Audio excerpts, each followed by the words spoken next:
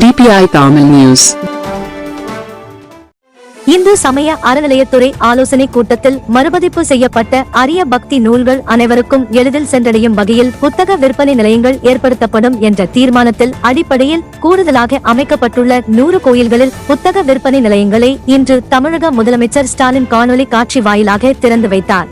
அதன் ஒரு பகுதியாக திருவாரூர் மாவட்டம் திருத்துறைப்பூண்டி பிறவி மருந்தீஸ்வரர் கோவில் அஸ்வினி நட்சத்திர பரிகார ஸ்தலம் ஆகும். பிறவி மருந்தீஸ்வரர் கோவிலில் இன்று இந்து சமய அறநிலைத்துறை சார்பில் ஆன்மீக புத்தக விற்பனை நிலையத்தை சென்னையில் முதல்வர் ஸ்டாலின் திறந்து வைத்தார்.